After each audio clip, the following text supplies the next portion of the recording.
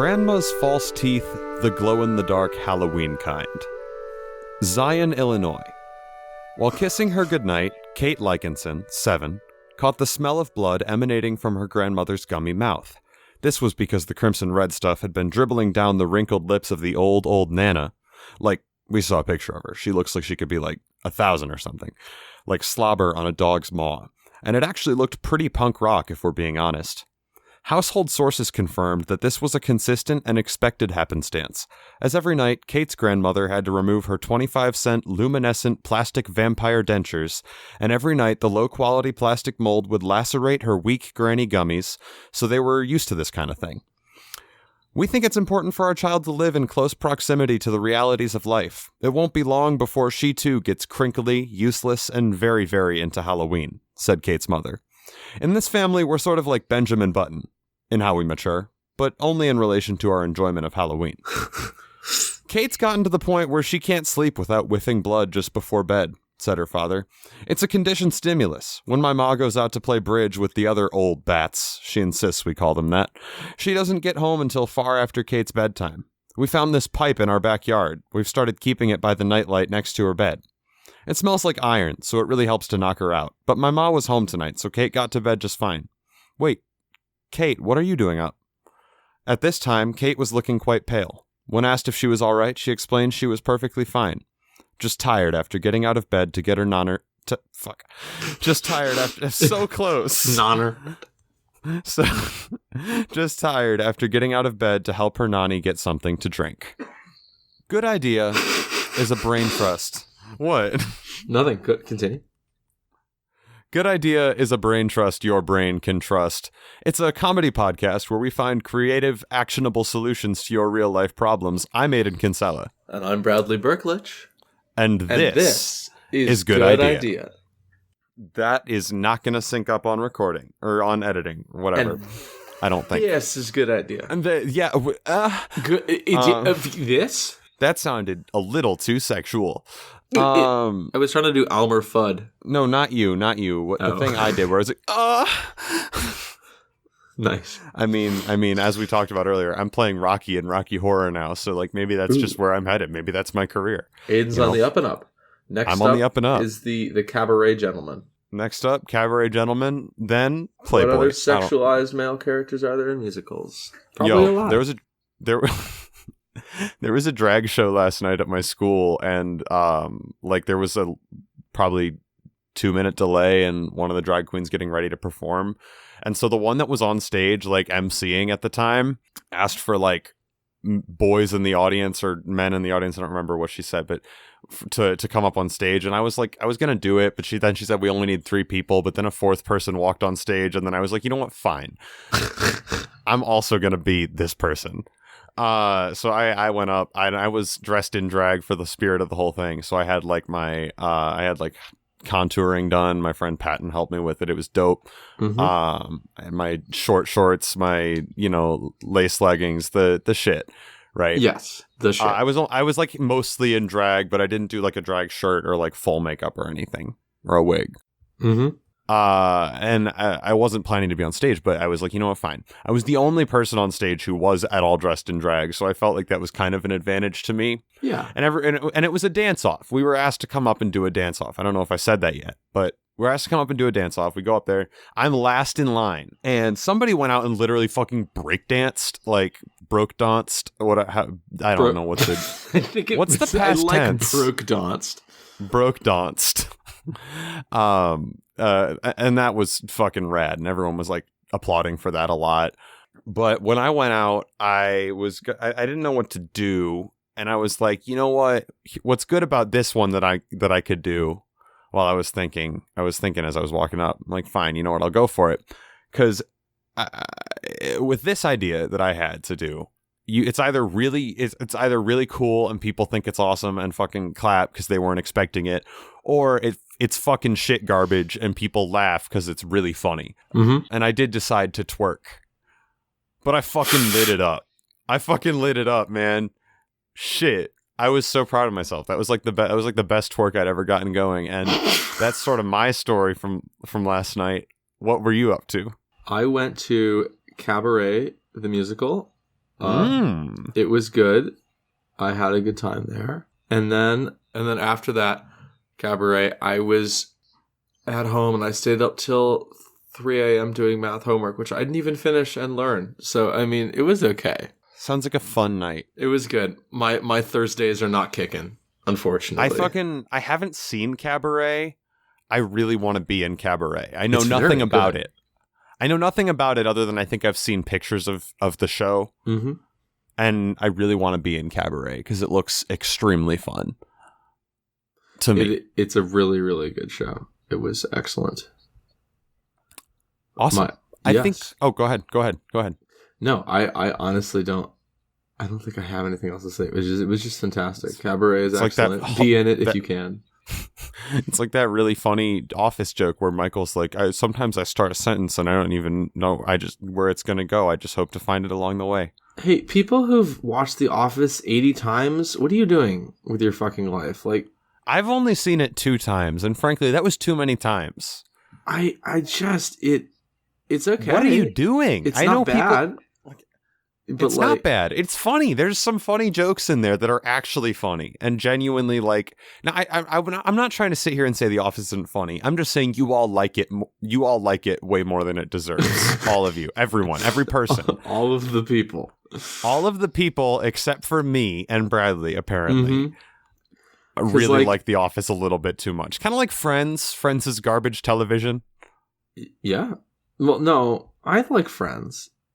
I don't think it's garbage but Bradley, television. if you liked The Office, I think you would say the same thing about The Office. I think Friends is bad TV. I think it's not funny. I think it set a groundwork for future television shows, and I think it was relatable, which made it enjoyable. But as like that article I sent you earlier, just because you like it does not mean it's good. Who can you give me the lowdown on that? Actually, briefly, Aiden sent me an article about a poet, and I don't know who it was. Why is someone's the Rupi poet? Kaur. Is that the Milk and Honey person? Yes, it's the Milk and Honey person that everyone memes about, and I didn't know who she was because I haven't read Milk and Honey. I've read the Pillow Thoughts books, but those are not the same thing. That's a different author. I'm a big fan of poetry. You know, I try to read it when I can. Have not read Milk and Honey, but I've wanted to check it out because it's right next to the Pillow Thoughts books. So I'm like, I'd probably like that. And then last night I did a kind of a deep dive on Rupi Kaur because I started seeing the like multiple memes that were about this woman, and I had never heard of her before. And I looked her up, and it seems to be in no way a new meme. Like I found stuff dated back to like 2017, I think. That she's just been like the butt of jokes. Yeah, I mean, the thing is, people like her. She's crazy popular. Yeah. People really like her. And why isn't her poetry, quote unquote, good? Well, you read the article, but for our listeners, the whole point was that it's not anything deep. And this is a conversation, Bradley, the reason I sent you this is because this is a conversation you and I have had where I have argued that poetry does not have to be deep. To be good poetry. But I liked the distinction that the article put between you like it and between it and it's good. Because I do agree with that. I think there's definitely an argument to be made that like silly, goofy poetry isn't necessarily good poetry, but it's fun. You know, like the meaningful stories of our time are not all going to be comedies, and they might not all be fun to watch. Like Amish Project, not fun to be in or to watch or to read, really. But it's really fucking good. It's really good. The writing's shit, but it's a good. It's a meaningful story. I was in Lancaster, Pennsylvania over break. Were you really? We fucking sang there. Yeah, we were in Erie. Did you find any Amish people? I live in the middle of Ohio. The horse and buggy goes past my dorm like 4 times a day. I already have through the hallway. Way too many, just down the street, but also we have a miniature so not one in the hall. Yeah. Oh, okay. 2 of my friends and they went to like this Amish. What's it called? Like whatever, like a museum or something. And there was like one of the Amish. I don't know if it was like a Mennonite or something, like some version of Amish that like can use technology. And he was like showing them around. He was like showing them this mural, and there were like 20 to 50 people on this mural. Yeah, I think they're called people. People? The Amish? The version of Amish that can use technology. I think they're just called humans. There's like some subsection of Amish. Non-Amish individuals are Amish individuals that can use technology, I think. It's some sect, but there was like, they were like showing them a mural, and there were like 30 people on the mural, and the tour would always start with, "This was Jeremiah Albertson. He came from this place in Pennsylvania, da, da, da, da, da, da, and he was burned at the stake." No, it was he lost his life at the stake. And like every person on the mural was burned to death on the stake. That's some fucking Parks and Rec shit. And the guy would go, "This was him, he believed in this, he fought for this, and he lost his life on the stake." His name was Agnes Nutter. And there were two people that didn't lose their lives on the stake, and it was Jesus.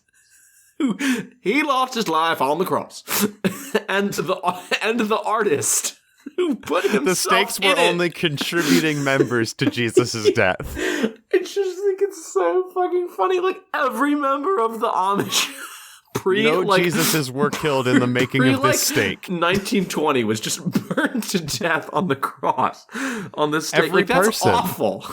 That's awful. That's horrible. They're like, he is a martyr. And he was burned to death on the stake. It blew my mind. This is a witch burning that took place in front of one of our stores in Pawnee. The year that this painting, this mural was made was 1973. So it's exactly like that. It was like insane. I know. That's what I love about Parks and Recreation is like you think it's a joke. The Midwest just be like that. The Midwest is just that way, and like I work in local government in the Midwest, and it's like, you know how you watch Parks and Recreation, you're like, wow, the people who work in here, the people who work in this department just kind of like hang out and talk to each other a lot of the time and work other times, but a lot of the time they're not actually doing anything aside from like hanging out with each other, basically. I mean, there's people who actually, like, I'm not saying they don't do work. I'm saying that there is work that is done, but there's also a unprecedented amount of time, or at least unexpected amount of time that is spent not working. But and I think that happens in regular office jobs too. It's just less obvious. Like, right, you watch The Office and like there's all those funny jokes about how, like, you know, we got to pretend we're working. Mm-hmm. But like you don't get any of that in Parks and Rec because they're doing the same thing, but they're just able to be open about it due to their nature of their job. It's a very good show. Hey, before we do a prompt, can I share one more thing with you that I was talking to you about earlier? So I am working on a card game. I pitched it on this show, which is the only reason I think this is important. I pitched the game on the episode Assault in New York, which we recorded last summer with Cameron. And it was shortly after I'd come up with the idea for a card game in which you are a high school student. I don't know if I had said this at the time, but it's your senior year and you have 40 weeks, 40 table turns, right? To, you know, graduate with the highest points in at least one of the categories of sex, grades, and popularity. And everyone draws from the same deck, kind of blank white card style. Kind of like Munchkin, you have like a character class and all these different items that improve your things. It's kind of like a mix between Munchkin and blank white cards. And I think there are some elements of Magic the Gathering, but as of right now, I don't remember what they are, other than the idea is like I think it was just that the positive points are like people's life totals.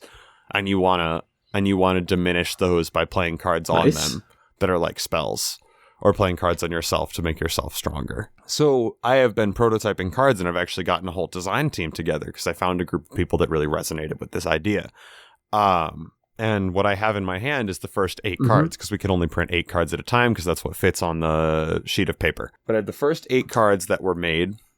And if you don't mind, I was going to share them with you. Is that cool? Absolutely. And feel free. By you, of course, I mean you and the listener. But this is kind of I'm personally excited to share this with you, my friend Bradley Berklich. I will consent for them. You must listen, listeners. Okay. Card number 1. These are not in order of creation, but these are just how I had them stacked. Card number 1, Punk Rock Phase. Event. Play this card on yourself or another player. -2 popularity, because no one likes you, but nothing matters, so who cares? -2 grades. -2 sex, or +4 sex if alternative GF is anywhere in play. And then at the bottom of all of them, there's flavor text. It is just a phase, Mom, and yes, I do intend to regret it later. Just like Jinko jeans. And then just like Jinko jeans, and there's a picture of a guy a guy doing the like rock hand symbol, like rock on hand, and then he has greasy black hair that comes down in like pointy bangs of clumped together hair over his fucking forehead. That is funny. And he has like way too much hair. It looks like he has extra head on top of his head, like he's like a shaved cone head. As you do. Cool shades with a Z. TM. Backpack. Clothes. Play this card on yourself or on another player. +3 popularity or -3 popularity if you've been caught wearing sunglasses inside or at night anytime in the last week. plus Is that 1 in sex. real life? That's in real life, yes. Oh, man. I hate wearing sunglasses. It's the worst. No one can see me smizing. What? Smizing is smiling with your eyes. The flavor text is I hate wearing sunglasses. Oh. It's the worst. No one can see me smizing. I get it. Brownies, normal. Backpack, food. Play this card anywhere on the table. +3 popularity if shared, played in the middle. +2 sex for you if you play this card on another player. That player also gets +2 sex. There's a deep unconscious desire in every person, a desire to see others in pain. Schadenfreude. Perhaps that's why this morning you forgot to ask if anyone in the room had a nut allergy. Don't bust a nut. Did I tell you about Don't Bust a Nut? No, Okay. let's segue for a moment into that. I'd love to hear about it. Don't Bust a Nut is the Kenyon College Chamber Singers group bus pact, which is because Fiona will die if she eats or is near a nut. Don't bust a nut. So don't bring your nuts onto the bus. Leave that shit off. We've had to figuratively bust several people for nuts on the bus. Because some people like brought brownies on that had nuts in it. And there was like a whole thing. Like there was like one girl who had like a bar, like a nut bar. And Fiona, the girl who is really allergic to nuts, was like sitting right behind her. And she's like, hey, that makes me really fucking uncomfortable because I could hella die. Could you throw that out? And the other girl was like, no. And it was just insane. Blew my mind. That's how I feel about capitalism. Yeah? That makes me really uncomfortable because I could like fucking die. But also, that's not really how I feel about capitalism. That's one of the two completely diametrically opposed ways that I feel about capitalism, which is to say, I don't know how I feel about capitalism. I'm both very, very pro-capitalism and very, very anti-capitalism. Mm-hmm. And I mean this genuinely. Because every day I spend at college, I become like a little bit more like yours and my dad's. Mm-hmm. I mean, they say going to college turns you into a socialist, but like fucking, I don't know. Hey, Aiden, can you do me a favor real quick? And just for like the shits and giggles, search Here We Give on anything. I use Google. Use Google. Lake Forest, Illinois has shown up. I Live Here, I Give Here. Amplify Austin. Okay, never mind. I don't know. Let's finish your thing and then I'll talk about what this is. Okay, that's fair. I have a thought. Because I wrote the word here, and so Google was like, okay, you are in Lake Forest, Illinois. I'm almost certain it's that. Boots of knocking. Backpack. Clothes. This is the best joke I've ever fucking made. Play this card on yourself or on another person. -2 popularity if there are any religious friends or player characters in play. +4 sex if you're sexy and you know it. Clap your hands, but only if and when it feels right. Read the room. I'm head over slightly raised heels in lust. Game dice. Thank you. Game dice. Backpack. Tool. Play this card anywhere on the table. +2 grades because rolling a die is basically math, if you think about it, Mom. -3 sex and +1 sex for every nerd in play. You RPG kids may tend not to get laid, but hey, maybe you'll roll a nat 20. Winks ironically. Nice. Those are occult games, they are. I played a TTRPG literally one time, and now I owe the actual devil $1 billion and my third child. What, Ben? What if you only have 2 children? I have to have a third one. I owe it to the devil. Brownies, variant, backpack, drugs. Play this card anywhere on the table. +5 popularity if shared, played in the middle, which means everyone gets +5 popularity. Now you're wondering why you might want to do that. It's a strategy thing. It's like, that's how it be. +2 sex for you if you play the card on another person. That person also gets +2 sex. Set property, access to drugs equal to yes. Variant. Brownie's variant. Yep. Property gluten-free. -2 to popularity. There should be a funny. allergy card. I actually think that's... You can kill a player. Can I use that, Bradley? Yeah, feel free. You'll be officially added to the design team. Don't even worry about it. Hell yeah.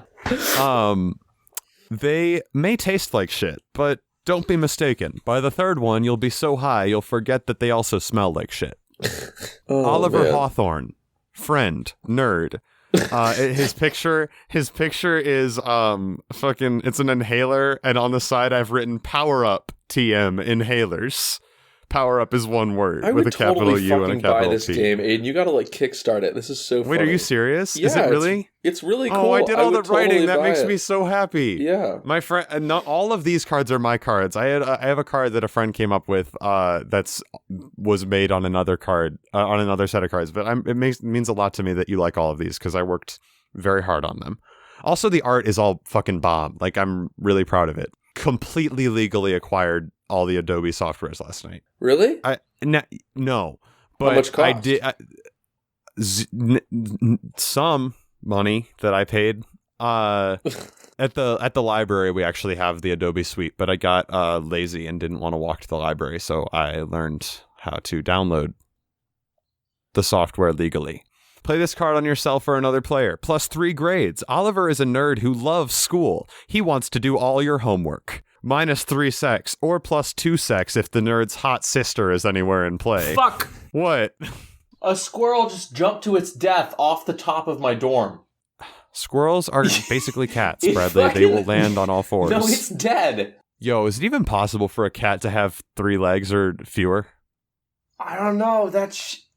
Next to the 10 items or less line, there's a 3 legs or fewer line, and it's...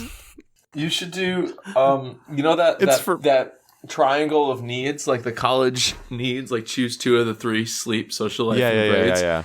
Choose 2. That would be a fun card. Oh, I see what you're saying. I like that a lot. Fuck, we should talk more about this. I'll put you in a group chat. This sounds really, really cool. I have a group chat. I'll throw you in. Okay. Fucking, if the nerd's hot sister is anywhere in play. He once won a creative writing contest for satire. Not because of anything he penned. He just fit so many harmful 80s stereotypes that almost everyone put him down as a write-in candidate. He also once ate a 20-sided die. He was 14. I know him.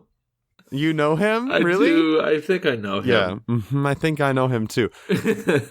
Pajama Day event. Play this card in the middle. +1 popularity for anyone who is grunge or who has a grunge friend. +1 grades for anyone with depression. If you have any clothing cards in play, discard one of them. That's not in real life, although I think we might make a mechanic where if you have depression in real life, you get a real depression point in game. But there's these things called depression points, and every depression point subtracts one subtracts 1 from each of your 3 categories. And then there's other cards like mandatory therapy or whatever, where you miss 2 turns because you have to go to therapy. I really like this game. I'm really glad because it's something I'm really proud of, and I've been working real fucking hard on it. So why is my phone going off? Oh, it's 9:55. I don't know. It's time. It's time. It's 9:55 time. I don't know. 9:55, dude. 9:55. 9:55. Never forget. Hey, and you know why that's good? Why? Because that's the 11th of September times 5. Ooh. And so that's just 5 times the remembrance, basically. 5 times the tragedy. Maybe not. 5 times the tragedy equals 5 times the comedy. I don't know if that was funny or not. I'm real tired. I feel good, but when in doubt, say the weed number. I'm asleep. Fun hey, fact, that's did the weed you know time. that Did you know that 420? Socrates' first son was born in 420 BC? Whoa, that's crazy. We calculated it out yesterday, but anyway. Hey, did you know that Hitler was an awful person, why do people always associate him with 420? 420 is great. Why you got to ruin it? That's a good point. What's up with that? Good idea. Let's do some PSAs about 420, I think. Okay, that sounds good. I'm stealing this bit. I'm like street ripping this bit from a Bim Bam when they did daily observances. Do you know Tig Notaro? Yeah, I haven't watched her shit, but I really need to. Tig Notaro's coming to my campus. Guess what day? It's April 420. 20th. Yes. Okay, Bradley. Yeah. That's see, that's fucking awesome, and that's a party day, and everyone's gonna get high and go watch her perform, which is awesome. Exactly. It's gonna be fucking lit as fuck. And my friend is opening for her. She's running for president of student council or whatever. But Delaney Barker, my friend, who's a stand-up comedian in the stand-up comedian group I'm in, is like opening for Tig Notaro. It's nuts. That's fucking wild. I love that so much. Fuck, she's lucky. Fucking shit, man. I know, right? But can you imagine opening for like a professional comedian? That's terrifying. I can imagine being a professional comedian, Bradley, and that's what I'm trying to do. Ah, yes. That's why it's more important now than ever that you Venmo me money, because it's kind of unrelated. It's kind of unrelated. Venmo is Aiden Kinsella. It is. You can find me on Facebook. Send me some cash. In all reality, you don't need to send me money unless you want like to support Good Idea, which we'd love, because like, the more you guys support it, the more episodes we can put out, which is super cool. Mm-hmm. Just because like it costs us money to put the show up. Mm-hmm. I'm completely segueing. You get the idea. Send us cash or don't. Either way, listen, we love you. That's plenty enough. Genuinely plenty enough. We really just enjoy making the show. Mm-hmm. Fucking, what was I talking about? Tig Notaro. Yeah. Weed Day. Oh, right. Okay, so Tig Notaro might be coming to your campus on Weed Day. I'm performing Rocky Horror at the break of Weed Day. Nice. Do you understand? I have like at least 3 people that are friends of mine that have told me, like they're stoner friends of mine, they've told me they are going to get blazed and come to Rocky Horror at midnight to open up 420. That's awesome. How fucking wild would it be to watch a Shadowcast performance of Rocky Horror super high? I'm gonna be honest, I've never been like, I've had like a contact high, I think maybe. I don't like know exactly, but like it's probably cool. It's probably lit. I mean, like, I just feel like it would be extremely funny. Funny? Well, like, Rocky Horror is kind of a funny movie if you go to the Shadowcast. Like, it's not funny on its own, really, too much, but the callbacks are hilarious. I think. Well, that's fun. Like, just brilliant. Hey, I'm going to finish reading this card. If you have any clothing cards in play, discard one of them. Think about it, gentlemen. They're just using Spirit Week to put our undesirable behaviors on cue. What? Really? Y'all haven't read Karen Pryor? Spirit Week is a sham meant to suppress actual individual expression for the rest of the year. So you really like it? I do. I think it's fun. I really enjoy it. Because as a college student, it's amusing, and as a person who's trying to like do college correctly, like as like a high school person, it would be good. And as a person trying to live through nostalgia, it would be very funny, especially if there's like a lot of like fun, wacky, interesting art. Like, well, so that's it's the kind idea. of like Exploding Kittens. I haven't seen Exploding Kittens. It's good. It's a good game. It's not. There's limited replayability. It's not bad. That's fair. Somebody on your campus so has kind of it. like Man Bites Dog, limited replayability. Well, no, Exploding Kittens is not like you don't like make shit up. It's just, I mean, no, there's actually a lot of replayability. It's just not my favorite game because sometimes the cards get old. Like there's only like so many variants of it. I feel like in a game like that, like it's sort of like the variants are what make it interesting and fascinating and fun. Because there's like a whole point system, but like there's fun, also fun, like, flirty, and fresh. Yeah, there's like an aesthetic to the cards, which is like that's nice. Mm-hmm. Well, that's what I want. So like Magic the Gathering has fucking amazing artists working for them. I don't know if I'd be able to afford, but I think again with that idea of Kickstarter, I would need to get someone who's a really talented artist to do like mock-ups or something to get people interested. Because like I'm making art for all the cards, but I have no intention of keeping that as the primary art. We have artist friends. You could definitely hit up some of them. I know, but like I want someone who's gonna do like full detail Magic the Gathering ass really good shit. And that's what I'm saying is I want to like, and maybe one of my friends is the person for that, but like I want to hire someone to be part of the team. Well, that would be very cool. Because if we have money, like I don't need to pay writers, right? I just need to pay for production costs. Which is why the design team is open to fucking anyone who wants to be part of it. Because like for a game like this, as you were talking about that idea of like reliving experiences, we want that. That's part of the design philosophy of the game. And we were literally talking about that yesterday. Like this idea that high school students might want to play it, but I think the actual value of this game and the actual market for this game is people who have finished high school, who are either out of high school recently, or even if they, because I think it's very salient to them at that point, but if they're like 50 years old and they want to laugh about their high school experience, like the market for this game is conceptual. It comes from its concept. You know, more than just its actual content as a game. It comes from the concept of like, hey, this game is about reliving high school. And the design philosophy, we wanted it to be really real when we made it. That's why, like, it's kind of funny, it's silly, but like it's true. Yes, it's cool. You know who wears pajamas to school most of the time? Depressed people. Yes. Depressed people. And it's not a bad thing. It's not like I'm making fun of those people. It's just like that's. The reason it ups your grades is because that helps them feel better. That helps people who struggle with depression have a little more comfort. You know, they don't, or at the very least, experience less discomfort that comes with having to get out of bed and change in the morning. And it's meant to be funny, but as we learned in my first year studies comedy class, like the things that are real are the funniest things. Tragedy is comedy plus, tragedy is comedy. Tragedy equals comedy plus 16 hours. Tragedy equals comedy minus like 25 minutes. That's true. The subtraction time. Holy shit, is the secret to time travel just reversing the tragedy comedy equation? First of all, I want to say that this is clearly how The Simpsons predicts the future. They use this reverse comedy time strategy here. So they make the funny joke and then the tragedy happens later.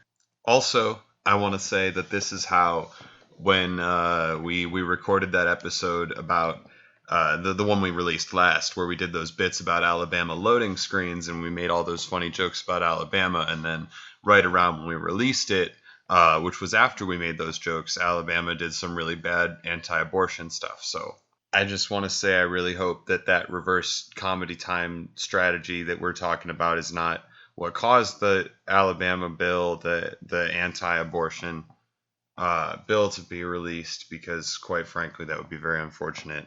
And if that were the case, I just want to say, or if that is the case, I just want to say I'm very sorry. Hold on, Bradley. Let's try it. In 25 minutes, someone will die. Well, how about I just... Whoa! Bradley. Yeah? It's 10:28 where I am. Holy shit. But it was just 10:03. It's 11:03 where I am. Wait. If it's 10:28 where you are and it's 11:03 where I am, you must have traveled back in time. Forward in time. Or forward in time. Well, wait, hold on. Oh, no, it's 11:28 your time. I guess 10:28 my time yesterday, actually. Oh. So I did it backwards, and that makes no sense at all. I don't understand Time travel's anything. crazy, man. It's like that picture of Hannibal Buress that just says whack on Whack. I use whack so much now. I think it's really funny. I want to just do like fucking take that picture and put like weed whacker. I want to make it spell weed whacker. I think that'd be funny. That would be fun. Do that. Isn't that good? I think it's very funny. I've been now that I dropped that class, I've had so much free time to fucking like actually do art, and I'm so happy. I'm living for it. And yeah, no, I know. Hey, listeners, I know we haven't put out an episode in 7 years. I think so. Or will this be 3 weeks again? Did I fuck up? I fucked up. Oh, that is whack. I'm trying really hard, but you know, motivation runs scarce. Yes. Should we do a prompt? Can I talk about the thing first? Yeah, talk about the thing. I forgot. I'm sorry. Go ahead. The thing is, this weekend, and this is like super, I mean, no administrator. Is it the Absolute Rager and Upper Gun? The Absolute Rager and Upper Gun was very fun. It was the same night, actually. We did that, and then we went to Wait, was that a joke? Did that actually happen? It was on April Fool's, but then there was actually a party. Okay, that's fun. I did not connect that was April Fool's Day that I got invited to that. April Fool's Day seems like a joke in itself to me. Like the concept that anyone would fucking take the time to attempt to prank people like that. I did it like once, and I was like, I'm over this shit. You're just not living I tried your to do life one prank. if you're not pranking it. I am living my life, Bradley. You're just not. I'm sorry. I'm not. You know what? I am not. Is it Ashton Kutcher? Who was on that one show? Kutcher? Ashton Kutcher? Is that how you pronounce his name? Coocher. No, that's the porn star. I'm sorry. Oh man. Well, but my thing is, so there's an academic building on campus built in like 1924 or something, which is like when all academic buildings were I meant built. like 1824 or whatever. It's called Ascension Hall because we were once very Episcopalian themed, so all of our buildings were sort of like that. I'm having an Episcopalian themed prom this year. It's everyone wears white clothes. Leave room for Jesus. They have the sheets. Yeah. but essentially what there used to be an astronomy tower up there. Like there's an astronomy tower still physically in the building, but the door to it's locked. So the highest you can go is the 3rd floor. But there's this like huge ass tower on it. So it was unlocked this weekend for no reason. So do you check like on a daily basis? Well, so I got a photograph of other people up there and I'm like, well, I'm going up there. So it was like 1 a.m. and me and 3 friends that tracks with you. Fuck yeah. I have a water balloon. Okay. Made with a regular balloon, so it's it's like not the easy to pop kind. But we get up there, and this building is so old it like creaks for fucking so much. So it's like the loudest thing, and at the top of Ascension is like the quietest study space on campus. So we're like sneaking up these goddamn stairs. It's so loud. Like I think everyone heard us, and I had my flashlight up. From the outside, I imagine it would kind of look like a lighthouse as a light circled within the inside of a bunch of windows in a tower. And my other friends chickened out because they thought campus safety was going to get us because, frankly, I was being very obvious. That's very funny. So the tower is sort of like, it seems like it shouldn't be that tall because there's only like 4 floors. Like there's only one more floor to the tower.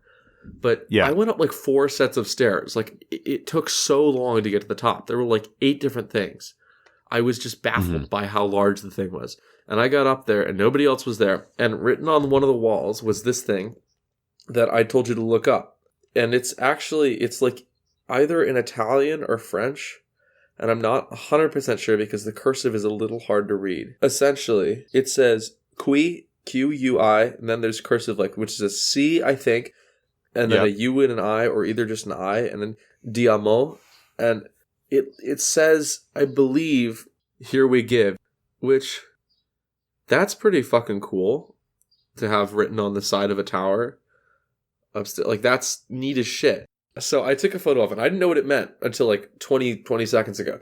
So I went up and I'm like shining my flashlight around. I like look up and somebody says my name. Someone's like, Bradley? And I was like scared shitless. But on the roof of the building, Professor? No, there were two girls who were in my dorm, and like I would like no fucking idea how they knew it was. I think they saw like my flash. So we're on the roof. It's like 1 a.m. You flashed these women on the roof at 1 a.m.? Of my camera, Aiden Kinsella, of my camera. Oh, thank God. I was completely incensed. And they... I mean, it was just super. It means you have a lot of incense, so I don't think you used that. That's true. Incorrectly. I'm sorry. Here, let me try that again. You have offended my delicate sensibilities. There we go. I think I just tapped into my Jared there. Yes. Sorry. Here we go.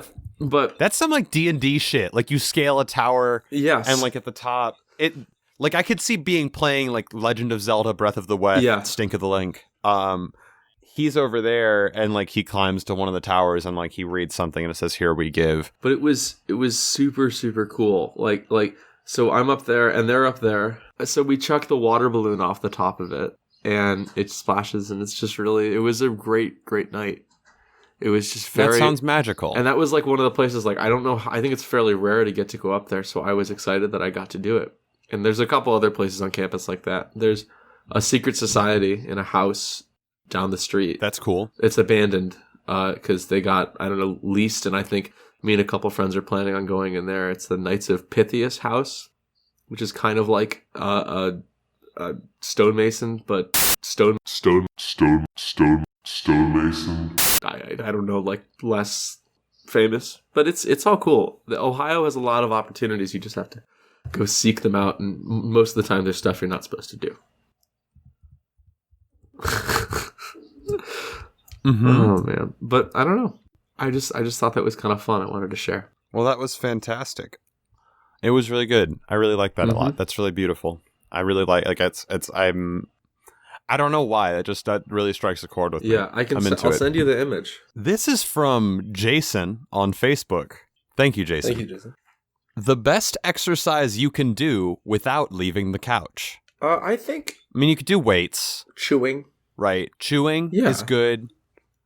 I don't know why this is, and maybe if someone does know, like, shoot me a DM or something.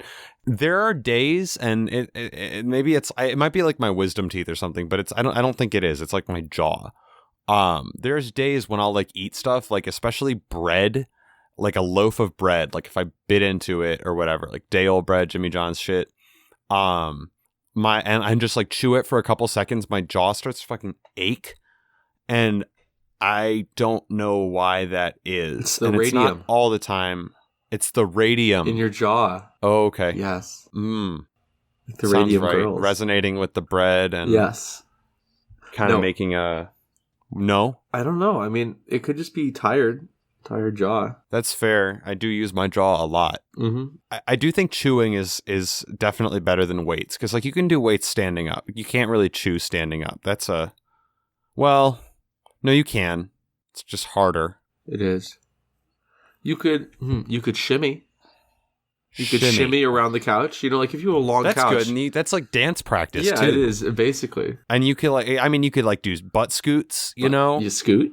You scoot sideways. That's really good. That's a good exercise. You know, a lot of people underestimate the scoot as a as like a butt exercise, but it's a really good one. Maybe like you could like stomp your feet like an angry toddler. I think it's always fun to try to use the force to grab your remote. Just like reach really hard good. At it, but like don't lean forward. Just like hyperextend your arm. Yeah, you're like a lazy fucking 45-year-old wine mom who's like it's like Sunday morning and her kids have finally gone to sleep, and she's in the dark living room slouching on the couch like ready to pass out, and like she has like a bag of cheese puffs on her gray sweatshirt hoodie that's like covering her eyes, and her hair all in her face. You can easily picture this, right? And like fucking pants that don't match the sweatshirt. She's very tired. She's very tired, and just like she looks like she hasn't showered in 4 days, and she's like, it's like 5 a.m. and she's like, finally some peace and quiet to myself so I can watch my stories. And she's like, I don't want to get up. And she like reaches and tries to like levitate the remote. Do you think the force isn't like an act of will so much as it is just like an act of desperation? I think it's the like the power of laziness, right? Yeah. Like it's that's basically what inertia is. That's basically what inertia is. Yeah. The force is how much do you not want to go into the swamp and lift that out by hand? Oh my god, that's so fucking funny. The force is basically just a manipulation of inertia, and inertia is nothing if not the power of laziness. Oh man. Like that's fucking so good. That is very funny. Oh my god. Okay, so I mean, the best exercise you can do without leaving your couch is I think trying to use the force, because the amount of muscle tension that you create, like reaching longingly for the remote, like it's great. And then like I think this woman also has a cat, and it's like and the cat's like looking at her, and she's like, "Don't look at me like that, cat," because she talks to her cat like it's another person because she's insane. Single mother for sure. I love the insane mother. Not to say single mothers are all insane, just this particular one is insane, and she's just driven mad. What are her stories? The Science of Tomorrow. What is that? It's the telenovela you and I came up with in like the first episode or second episode of our show. I mean, I think that's it, right? It's using the force, and it's being that it's embodying that woman and not laughing at her, but trying to understand the pain that a single mother must go through every day, and how desperate she is to just reach for that remote and try to levitate it. It'll be over once your child enters middle school, basically. You'll get to have a little more sleep, When you say it'll be over, it's either you'll get to have a little more sleep or you just won't have made it that far. or you'll have killed your child. I think that's a good wrap up. Hey, Brad, do you want to take us out? Yeah, sure.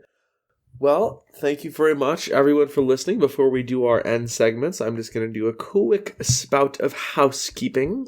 So, well, here we go. If you liked that, and we hope you liked that because you stuck around this long. If you didn't, what are you doing? Then you can check out all of our social media. We are on all the platforms. Our Facebook group is Good Idea Podcast.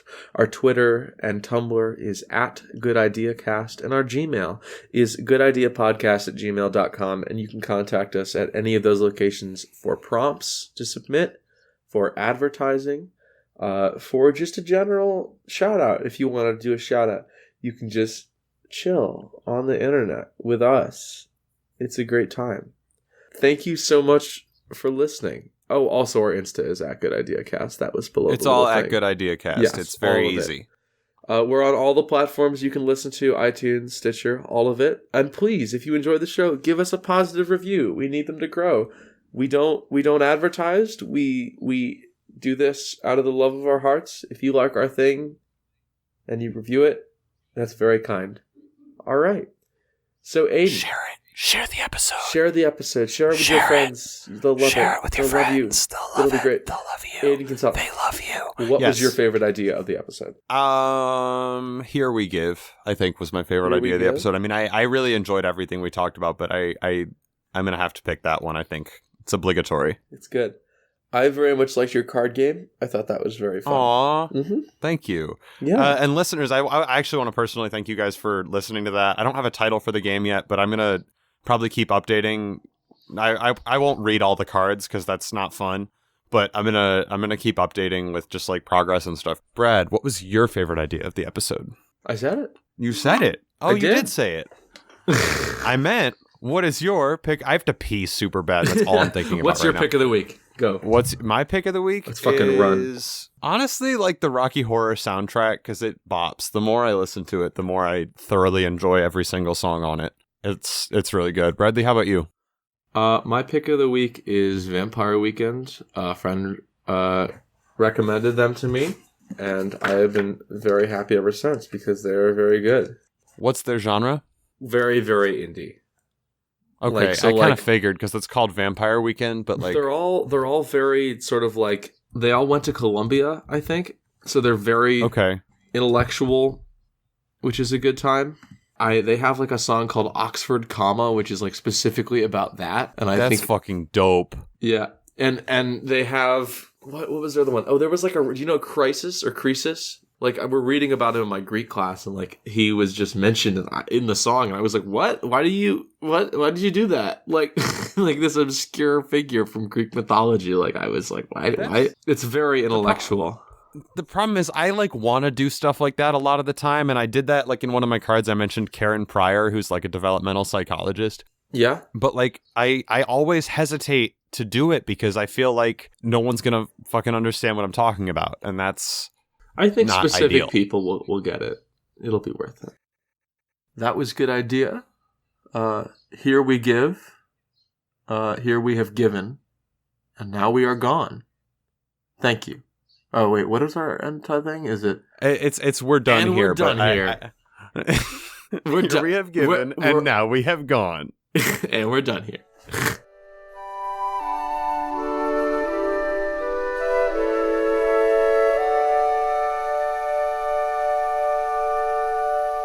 It's time to go. Time to eat this fucker away. Yotis Moscotus, my dudes. Peace. What did I say? Oh, let's yeet us this seating. Let's yeeting this seating. That was what I said when I disembarked yesterday off of a seat.